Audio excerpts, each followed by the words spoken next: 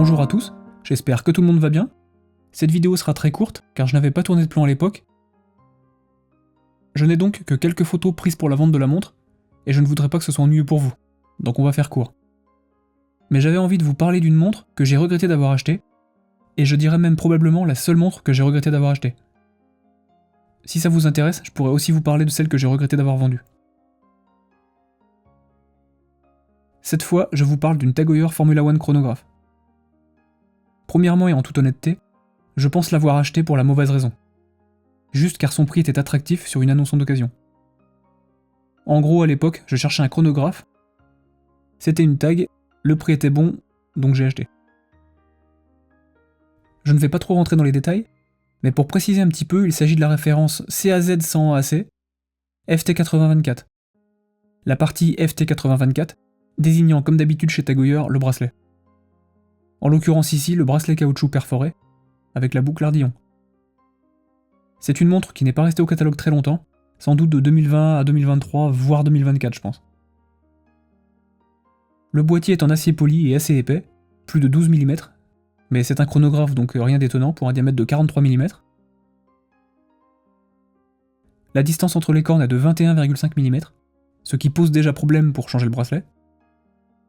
Le 0,5 il va pas nous bloquer des masses, mais des bracelets de 21 mm ça court pas autant les rues que le 20 ou le 22. Pour finir avec les specs techniques, on est ici sur un calibre Ronda 50-40D. Alors pourquoi j'ai regretté d'avoir acheté cette montre?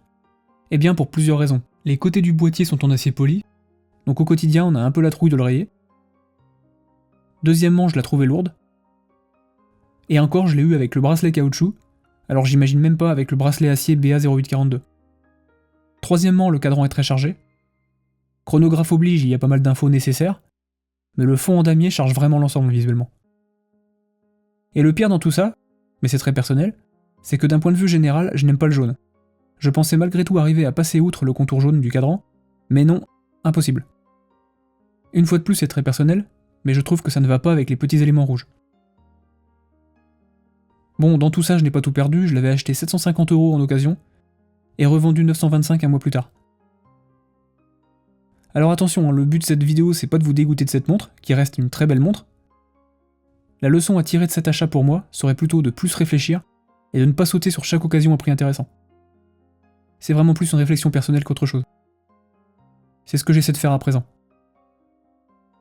C'était juste pour partager ça avec vous. Merci à tous ceux qui ont regardé jusque-là. Si vous aimez mon contenu, filez-moi un petit coup de main en likant la vidéo et en vous abonnant, ça donne un peu de force à la chaîne pour progresser. Et merci à tous et on se retrouve très vite pour un nouvel essai de montre. Salut à tous!